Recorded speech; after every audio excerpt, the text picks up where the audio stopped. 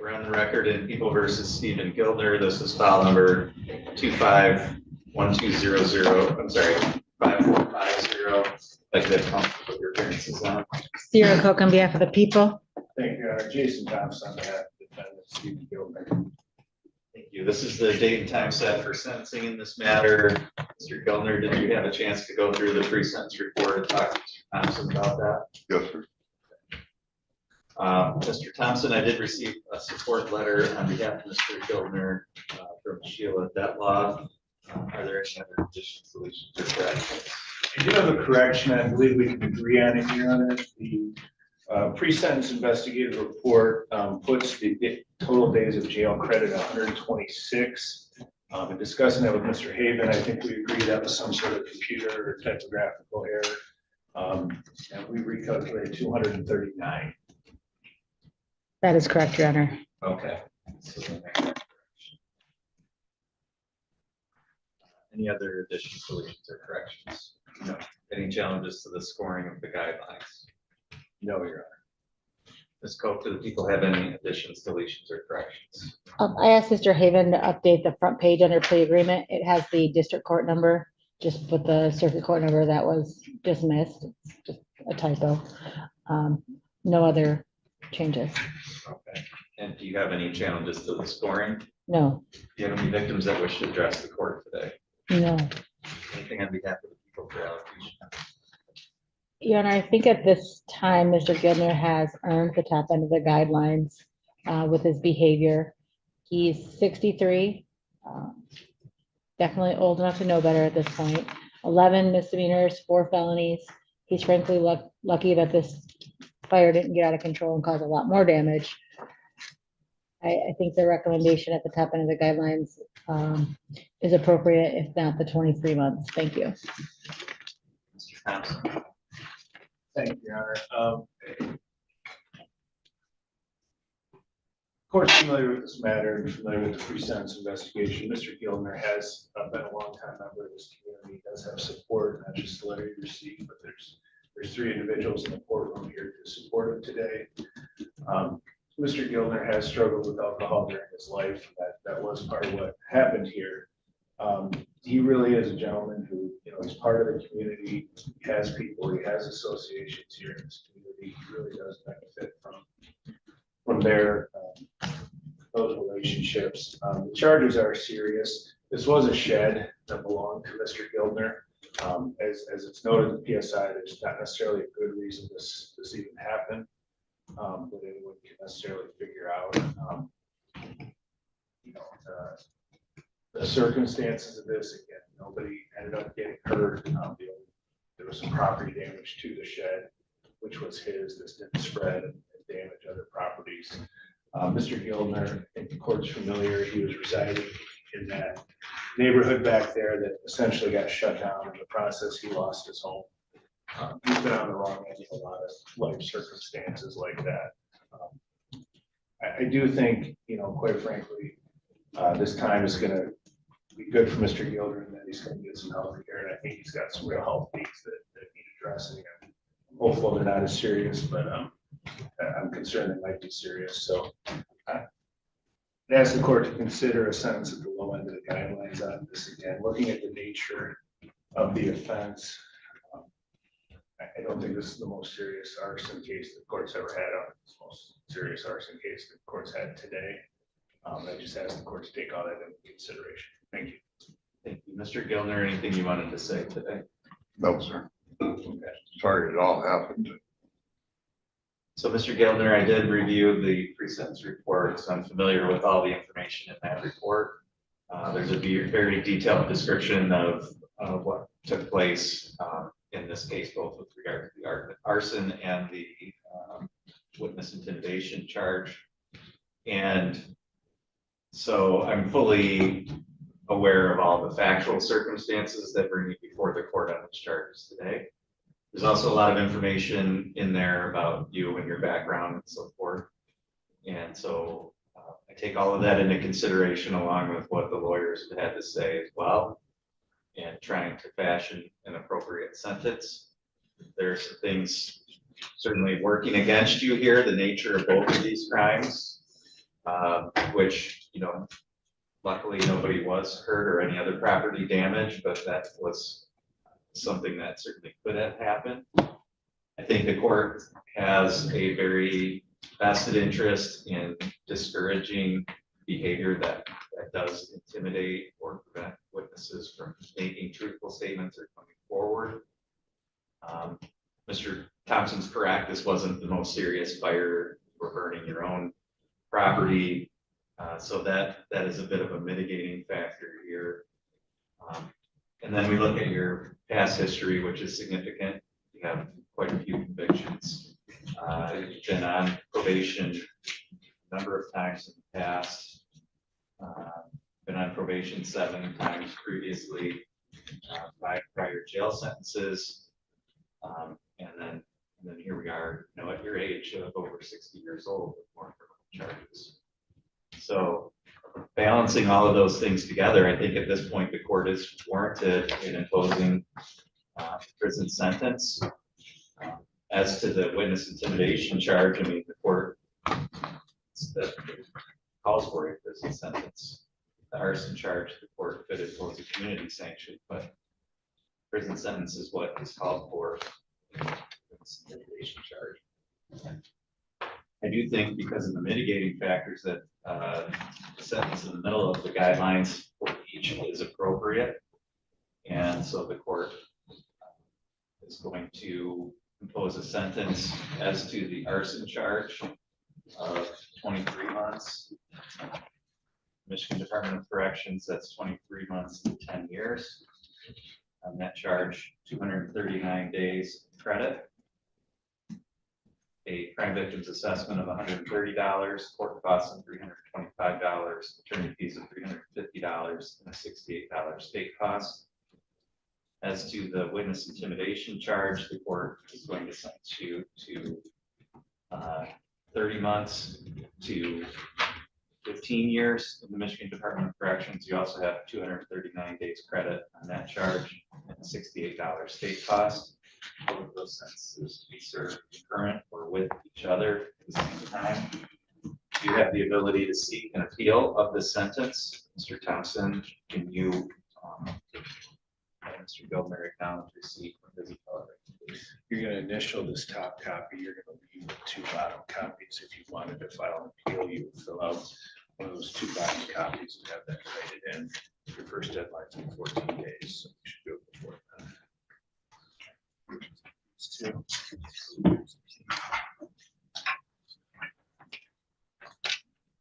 Ms. Cope, is there anything else you need to address on this file today?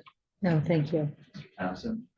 Just for today's record, I believe the other matter is being dismissed. I just wanted to put that on the record. Mr. Gildner's other matter is part of this plea. Ms. Cope, is that correct? Yes. Right, Mr. Gildner, you are admitted to the custody of the state at this time. Officer, okay.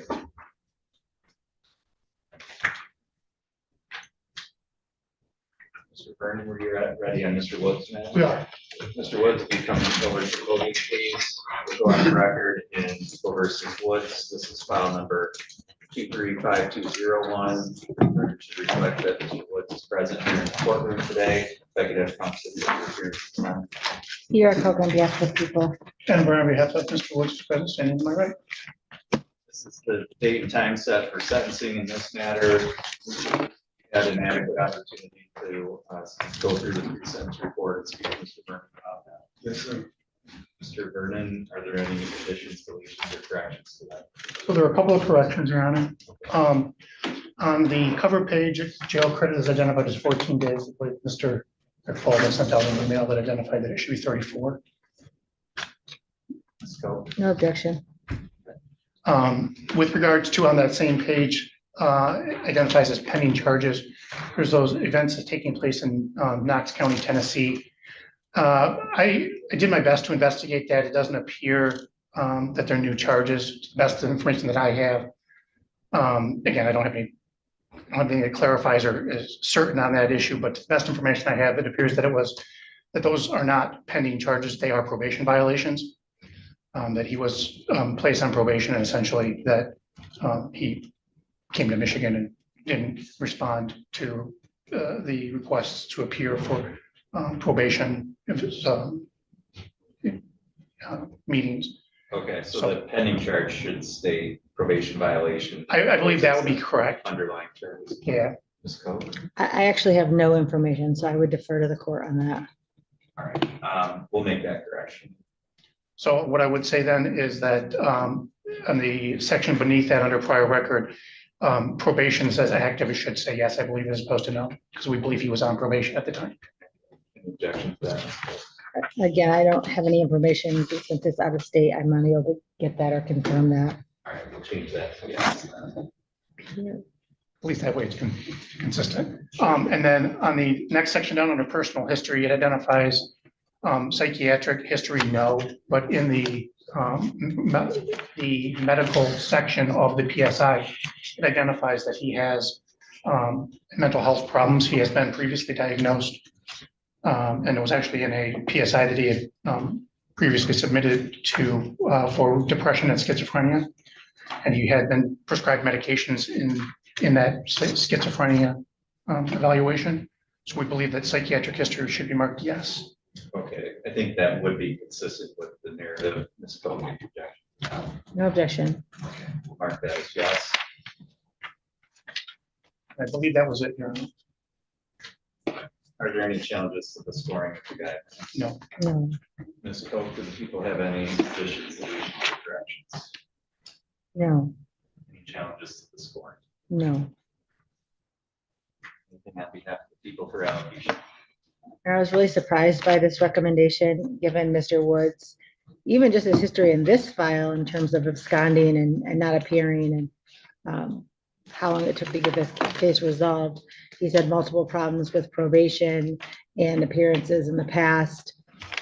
I didn't do an objection, but 2 weeks ago, because PRV 15 or PRV 19 is already scored at 15, but I received a report 2 weeks ago that he was in a fight in the jail where he punched somebody in the face twice.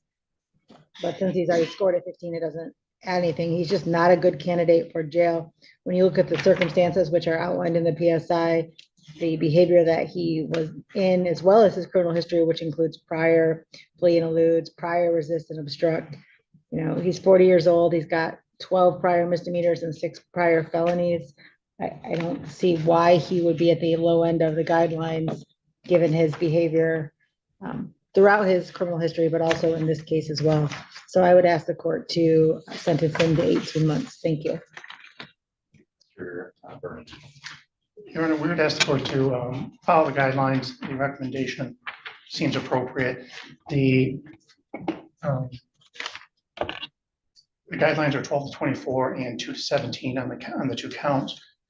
The offense took place back in 2023.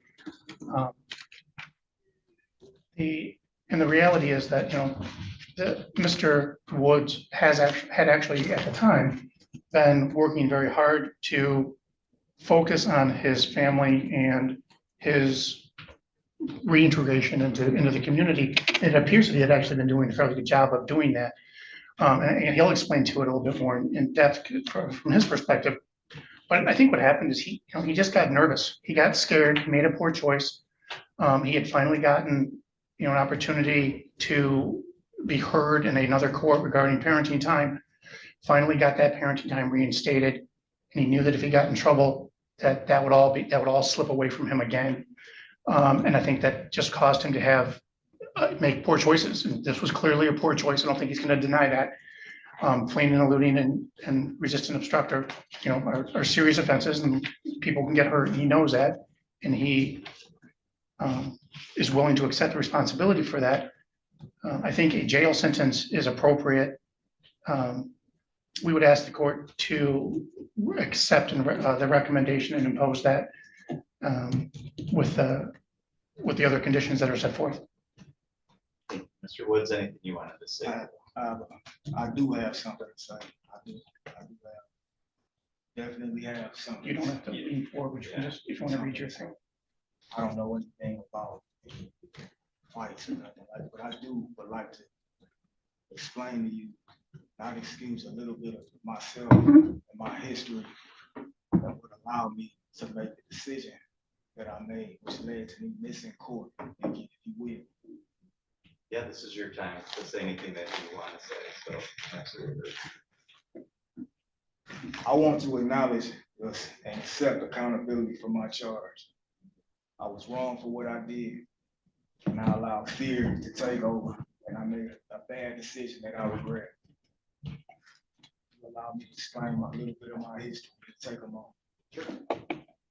At 18 years old, I lost my first son, dead. I've been on my own in this world since I was 16. I was welcomed in by strangers. They were drug addicts. They were loving, but they were addicts. Things I never seen and thought I would do. Curious, I became a user myself. After birth, his mom disappeared and I felt my responsibility. I wish I was able to think and function as an adult back then because it hurts. My past history of violent behavior, I'm ashamed to admit, but I will. I was on hard drugs and in relationships, in and out of homes with others who did the same, which led me to jail. That sentence required me to complete a DB class where I had to admit to my drug use, accept accountability. I was taught responsibility, development skills, etc. I long stopped my usage, but my addictive behavior, I involved myself around those same type of people. And that class made me realize that I needed to change my way of thinking. After 8 months, I completed and graduated from that class. And this year marks 16 years sober, where I checked myself into outpatient treatment at NCADD in Detroit on Wyoming Street. I completed and I haven't looked back. This year, 2026, December 16th, my son will be 18 and hopes how long I've waited that I could have more resources and access to find him and attempt to restore my relationship with him. Since I earned this charge that I regret, I now have 2 daughters. My 9-month-old daughter is safe at home, no issues, along with my stepkids. But prior to, my first daughter was born April 11, 2023. I got friend of the court involved, unsure I wanted the DNA testing. I never planned on being somebody's baby's daddy. When I chose to make a child, I planned on being in a home as mother and father, raising our kids together as a family, as it's supposed to be. She didn't want it. Soon we had a court date, May 2023, scheduled on Zoom. This is while I had this going. My responsibility as instructor was to provide proof of residency, transportation, work, etc. Weeks and months went by, no here, no mail, no paperwork, no nothing. Before I proceed, I've always respected this courtroom and my obligations. Sometimes our thinking isn't the best, but yet it's not our worst either. So I'm hoping that the people can understand from my loss of my son, violence, and never give up on my children, ever. I hope that the people understand when I miss court, if I may proceed. I had visitation rights every Sunday. Last we heard, because either of us had heard back from the court, but I'd have my daughter every day. I found out my kid's mother had some man around who I knew nothing about.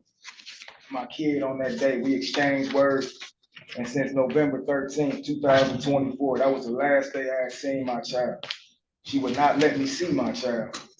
I went down to front of the court, and after waiting, a man came back with vague news paperwork that was never sent out, and explained to me that paperwork was never sent out, but couldn't explain to me why.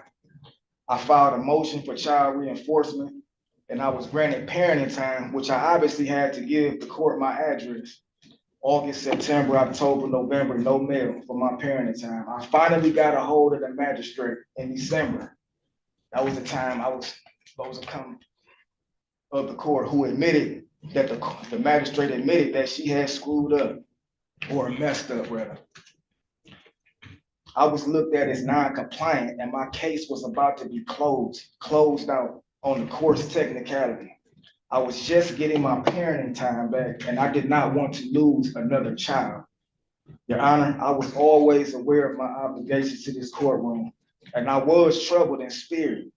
I look for direction, but I'm not anointed enough to know God's spiritual direction. I confided with my dad, confided with my pastor, and the message was just keep doing what you're doing and God will fix it. And he did. Thankful Detroit Parenting Time has put my case on hold until my release. After the loss of my son, I was determined to always be in my kids' life and never give up. Always be a hero to my kids. So I want you to know, Judge, that I accept accountability and I apologize for missing court. To the prosecutor, I apologize. My charge, I will never do this again.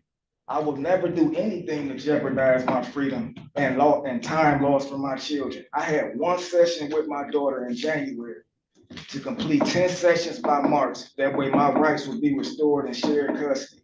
I only seen my daughter one time since November 2024. And in that session, she fell asleep and I laid her down when it was over. I didn't want to wake her up to tell her goodbye. I just knew and know today that I'll see you later. 1 week later, I'm here. And again, I apologize. I will never do anything anywhere else. I've learned my lesson. A few years, I've learned my lesson. But in order to have peace in my life, I want to get this behind me in order to be the best father that I know that I can be. When I'm released, I will get my license. I will not drive again. Until I do, it's not worth it. I'm determined to honor the law. I will pay my fines at all costs. I will pay my restitution. I will continue my meds at mental health, at ACC mental health, where I was diagnosed. I realize the importance. I will find my son. I will continue my parenting time. I will not have no more kids. I will continue supporting my family.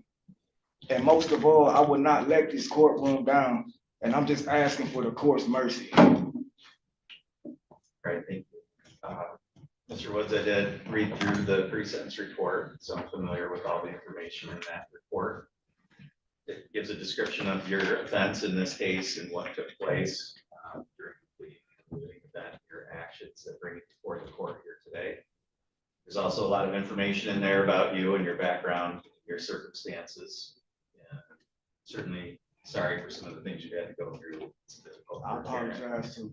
It's difficult for a parent to go through that. And so I can certainly understand how that may have led you to do some things, or especially earlier on in your life. So there's a lot of information in that report though about you and your background, and I take all of that into consideration, including what you've had to say here today. I listened very carefully to everything you said, as well as what the lawyers had to say. There's a couple of things that stand out to me about your case. Number one, this was a very dangerous incident. This wasn't a short, speed up, try to get away from the officers and then pull over. It resulted in, you essentially going down into a ditch with your car, getting out, and then running from the police. You put yourself at danger, you put the police in danger, you put everybody else, innocent people who had nothing to do with you or your situation on the road, in danger during the course of this incident. The other thing that struck me was just your prior history. You've got 12 prior misdemeanors, 6 prior felonies. You've been on probation 10 times. You've been to jail 7 previous times. And so none of those things have changed your behavior. You had a fleeing and eluding in this case. You had numerous assaultive offenses. You had a fleeing and eluding in Hazel Park back in 2022. So this isn't even the first time that you've engaged in this kind of behavior. So I don't really accept that this was a spur of the moment bad decision, because you've done it before and you should learn from the previous time that you have to run from the police. It's not going to get you anywhere. So when I look at all of that, I really don't see, as well as just all the prior jail sentences and probation sentences, I really don't see any reason why the court should go below a prison sentence in this case. I think you've earned it with your prior history. I think you earned it with your conduct here. So I don't find any of the things that you talked about, which are legitimate things, but I don't find that any of them are enough to mitigate what's gone on here in this case and all your previous offenses. So the court is going to sentence you as to the fleeing and eluding charge. The court is going to sentence you to 24 months to 5 years. In the Michigan Department of Corrections, you have credit for 34 days served. The court is going to order a crime victims assessment of $130, court costs of $325, attorney fees of $350, and $68 state cost. On the resisting or obstructing offense, the court is going to sentence you to 12 months in the Crawford County Jail, again with 34 days served, $68 state cost. Those charges to be served concurrent to each other. You do have the ability to seek an appeal of the sentence. Mr. Vernon can provide those appellate rights. You signed the original receipt that provided to the court, 2 copies of the letter of appellate review, provided to Mr. Woods, 1 copy to the prosecutor. Mr. Woods, you are remanded to the state at this time. So the sentence for 24 months.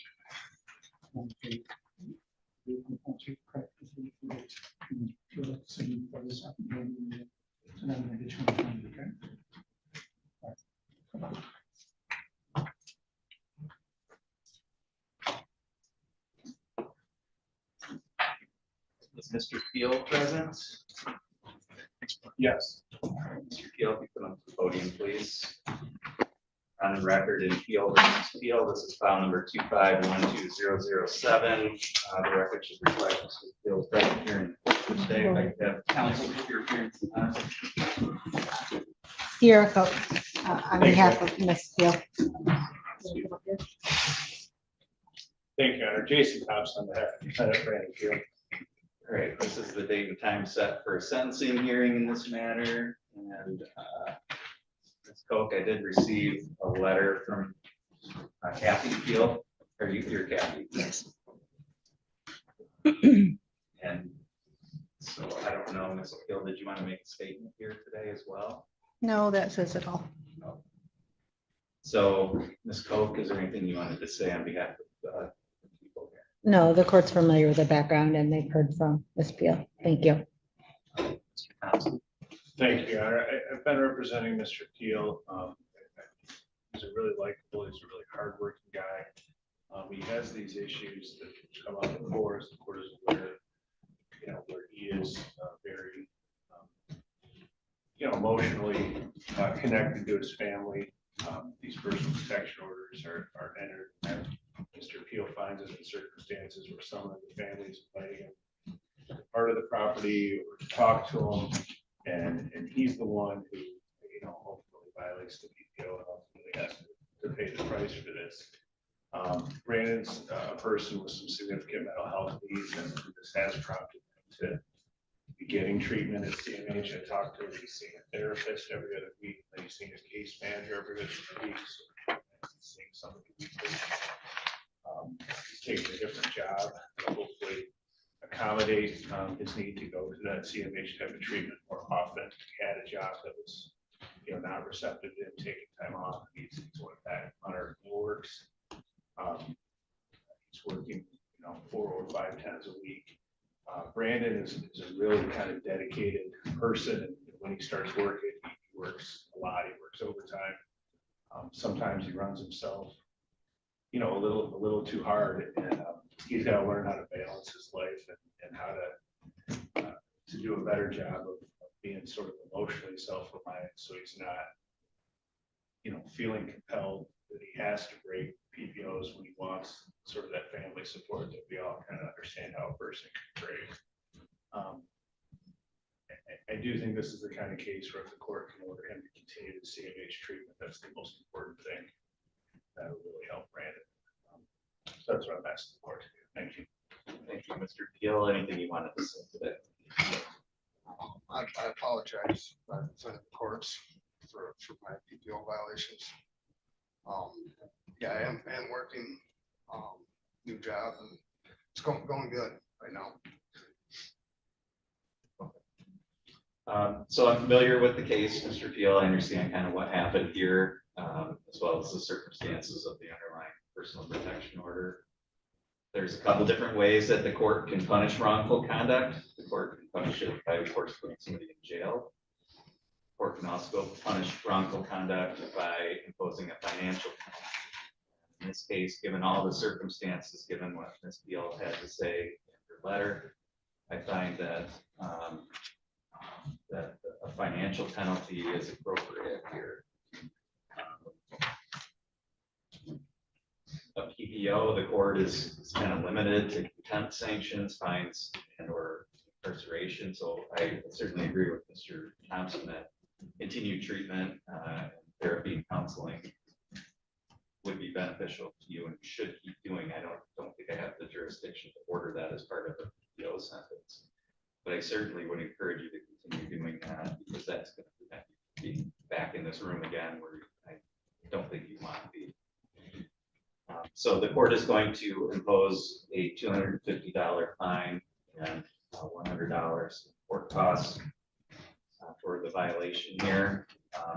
You do have the ability to seek an appeal of the sentence. If you wanted to do that, you would need to file that paperwork within the next 21 days. If you have questions about that, Mr. Thompson will be able to answer that for you.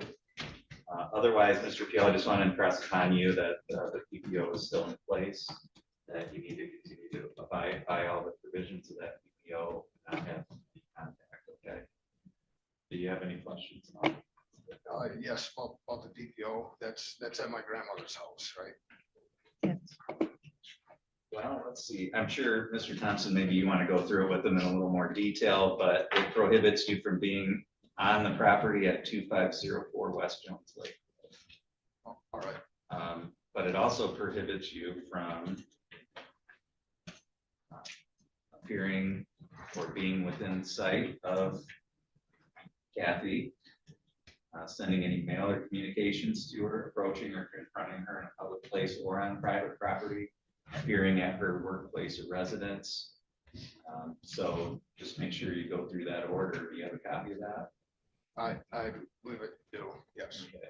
You want to read that and make sure that you understand that. And again, if you have questions, Mr. Thompson, explain that too, okay? Mr. Thompson, anything else you need to address? No, for today's record. Thank you. So, Thank you. okay. So Mr. Peele, I'm just going to ask that you have a seat there on the bench just for a few minutes. Let Ms. Peele and her parties exit the courtroom. And then once they're gone, you need to check in with the clerk's office to make arrangements, okay? The fines and costs, okay? All right. Thank you. And if you need another copy of that.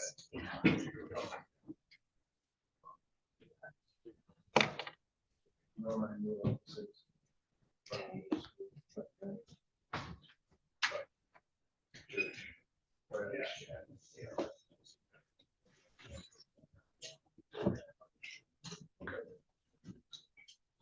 Ms. Moore, Were you ready with that case? Yes. Okay, Ms. Moore, you want to come up to the podium, please? We'll go on the record, Peele versus Tammy Moore. So this file number 5490, the record reflects Ms. Moore's presence here in the courtroom today. This is the date and time set for sentencing. Get through there. Okay. Ms. Moore, have you had an opportunity to go through the pre-sentence report and talk to Mr. Thompson about that? Just a little bit. Do you need more time to do that? Yeah. Okay. Take a short break.